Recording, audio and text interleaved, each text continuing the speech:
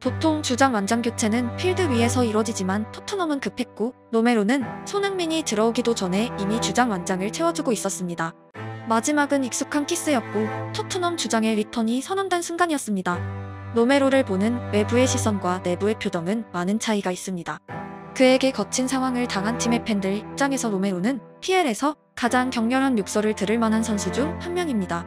그럼에도 불구하고 일부 거칠기만 한 선수들과 달리 그가 홈팬들의 과잉 보호를 받는 이유, 첫째는 단연 퇴장당하지 않는 날의 경기력이고 둘째는 사생활입니다. 결혼을 일찍 한 로메로는 축구 외의 시간은 대부분 가족과 함께하고 현대 축구 선수들이 비난받는 주요 이유인 파티 논란이 없는 선수입니다. 경기장에서 분노 조절에 실패했던 선수들은 놀랍게도 경기장 밖에서도 비슷한 행위를 저지른 케이스가 많았습니다. 하지만 로메로가 가진 유일한 불안 요소는 경기장에서 발생하는 위험한 태클입니다. 모든 토트넘 팬들이 그의 지나치게 거친 플레이에 자제를 요구하지만 그를 정말 싫어하는 팬을 찾기는 어려운 것은 결국 축구 자체를 대하는 그의 진지함과 엄청난 경력에도 불구하고 26세에 불과한 나이가 최대 포인트입니다. 지나친 승부욕이 긍정적으로 작용되길 기대하는 심리적 성장에 대한 기대도 함께입니다.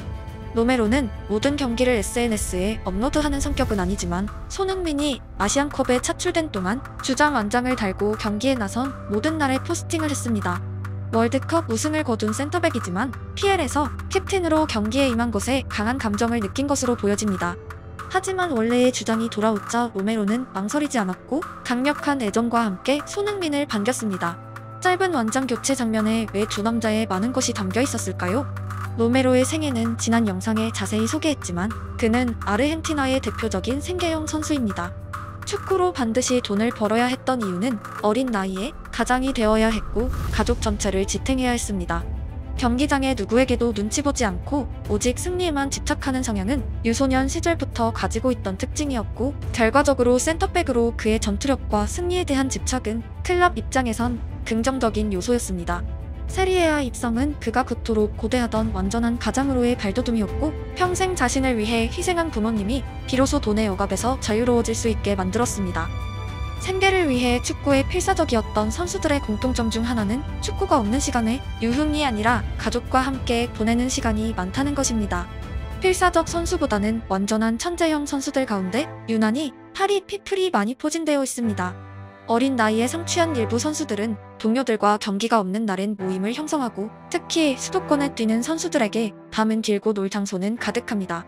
로메로의 주말엔 오직 와이프가 있었고 최근엔 아기까지 3명이 함께합니다.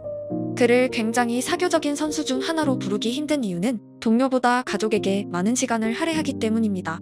그런 로메로에게 손흥민은 상당히 독특한 친구입니다. 손흥민은 필드 위에서 가장 잘 웃는 선수 중 하나로 알려져 있고 로메로는 정반대로 가장 화나 있는 선수 중 한 명입니다. 하지만 둘의 조합은 오직 평화만이 가득합니다. Appena le toqué un poquito el pelo, veo No cómo me lo está. toques a Sonic, es mío. I love Sonic. 승부를 벗어난 로메로의 성격은 보통의 26세 청년이고 손흥민과 함께한 대부분의 거친 선수들은 락거룸에서 장난치고 노는 소년들이 되곤 했습니다. 그들에게 축구라는 종목은 다소 색깔이 다르지만 완전한 공통점을 꼽으라면 지기 싫어하는 기질입니다. 중요한 경기에서 지면 엄청난 감정을 표출하는 손흥민의 그것과 막기 어려운 상황에선 충격적인 태클을 감행해버리는 로메로의 그것은 본질적으로 같은 부류이지만 아웃풋에서 극단적인 차이가 있습니다. 결국 멀리서 보면 전혀 다른 두 명은 가까이에선 제법 비슷한 결이 존재하고 당연히 사회생활에서 서로를 공감하고 친구가 되기에 좋은 조건을 갖추고 있습니다. 여기서 질문이 하나 생깁니다. 사회생활에서 가끔은 유사한 결을 가졌지만 표현법이 다른 두 명은 친구가 아니라 가장 강력한 적이 되기도 합니다. 서로의 방식을 전혀 공감하지 못하고 서로 경쟁심을 가지는 경우입니다. 토트넘 선수단에서 가장 화려한 커리어는 단연 손흥민입니다. PL 득점왕 한마디로 그냥 끝입니다. 다음 커리어를 말하라면 부정할 수 없이 로메로입니다. 세리에아 올해의 수비수 수상, 그리고 월드컵 챔피언이란 위협. 2개의 트로피를 차지하고도 불과 26세에 불과한 나이까지 더하면 그는 주인공이 되어도 무방한 화려한 꽃길을 걷고 있습니다. 1차원적인 만화책에선 세계 챔피언 국가의 어리고 강한 수비수가 축구 약소국에서 온 소속팀 캡틴을 무시하고 그 지위를 탐내는 스토리는 흔히 다뤄지는 클리셰입니다. 축구 선수에게 월드컵은 말로 표현하기 어려운 장엄함이 있고 과거 요리스를 표현하는 런던 언론의 주요 문구에 세계 챔피언이 자주 등장했던 이유이기도 합니다. 월드컵을 가진 남자 이 한마디로 요리스가 왜 토트넘의 주장인지 모두를 납득시키곤 했습니다. 하지만 로메로와 손흥민의 관계에선 월드컵의 부가가치는 존재하지 않습니다. 입단 첫날부터 지금까지 로메로와 손흥민은 라커룸에서 서로 가장 많은 장난을 거는 친구이고 서로의 순간에 강한 포옹과 키스를 안기는 사이입니다. 특히 경기에서 로메로가 센터라인을 통솔한 이후에 손흥민의 수비 가담에 대한 목소리가 나온 적은 단 한 번도 없었고 손흥민 또한 로메로의 실수 순간마다 질책보단 친구로서 위로하곤 했습니다. 두 명의 관계가 이상적인 이유는 로메로 타입의 선수가 라커룸에서 부정적으로 작용될 때는 파벌이 만들어 지곤 했기 때문입니다. 수비수들과 공격수들의 잡음, 유럽인과 남미인들의 잡음, 팀의 터주 대감들과 신입생들의 잡음, 안 풀리는 클럽에는 꼭 파벌 싸움이 재방송처럼 연출되곤 했습니다. 경기장에서 보이는 강한 성격이 라커룸에 그대로 연결되었다면 로메로는 클럽의 남미인들을 하나로 묶고 자기들끼리 뭉쳐다녀도 전혀 이상할 게 없습니다. PSG는 아직도 불어보다 스페인어가 가득하고 프리미어리그 일부 클럽에서도 남미인들은 포르투갈어와 스페인어로 집단하다곤 합니다. 윈헤는 독일 선수들끼리도 자주 영어를 사용하며 코롬의 외국인 선수들을 배척하지 않았고 결과론이지만 챔스에서 지겹도록 파리를 탈락시키고 있습니다. 영어권 선수들과 로망어가 모국어인 선수들의 관계는 잉글랜드 클럽들이 안고 있는 공통적인 불안 요소입니다. 과거의 토트넘은 웨일즈 마피아, 프랑스어 파벌, 잉글랜드 국대들, 주장단으로 나눠진 다양한 색깔의 선수들이 가득했습니다. 혼자 모국어가 한국어인 손흥민은 여기저기 어디도 속하지 않는 선수가 아니라 오히려 모든 집단과 친구가 되어버린 엄청난 성격을 가지고 있습니다. 오리에와 무사가 불어로 엄청나게 웃고 있을 때 대부분의 영어권 선수들은 참여하지 않았지만 손흥민은 이상한 동작과 불어를 사용하며 함께 카드를 치고 있었습니다. 무리뉴 감독이 무사 시소코가 라커룸의 리더가 되길 꺼려했던 이유는 잉글랜드 클럽에서 불어권 선수가 리더가 되는 것이 좋은 결과로 이어진 전례가 별로 없기 때문입니다. 당연히 잉글랜드 선수들과 대립하기 때문입니다. 프랑스와 잉글랜드의 일부 선수들은 마치 한일전처럼 서로에게 지기 싫어합니다. 요리스는 불어권인 오리에 무사보다 오히려 주장단과 함께하는 시간이 많은 독특한 성격이었습니다.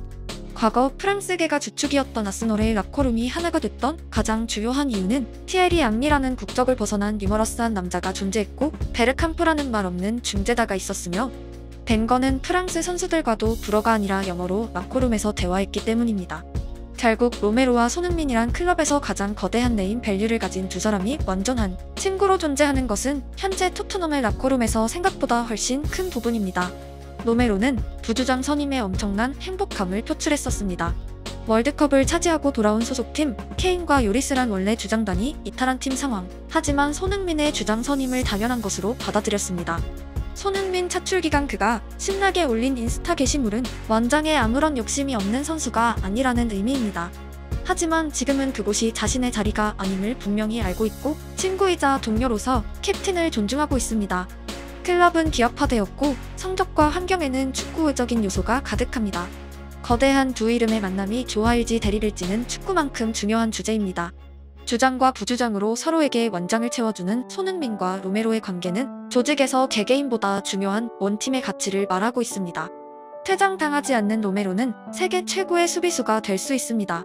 26세 시절의 반다이크와 비교해도 축구 자체로 로메로는 분명 경쟁 가능한 선수입니다. 언젠가 우리 팀에게도 상대팀 팬들에게도 박수받는 날이 온다면 그때의 로메로는 언터처블입니다. 세상은 대립과 경쟁이 지나치게 많습니다. 악수와 포옹이 더욱 따뜻해 보이는 이유입니다. 나라끼리 대립하고 지역끼리 대립하며 가끔은 지역 내에서도 동서로 차별하기도 합니다. 하나가 된다는 것은 인류의 가장 큰 숙제이지만 결국 가능성은 가장 작은 관계들에 숨어 있습니다. 토트넘 주장과 부주장이 남은 시즌에도 서로의 승부욕이 조화를 이루고 라커룸에서도 필드에서도 관계하며 서로가 가장 바라는 승리의 매경기 도달하길 응원합니다.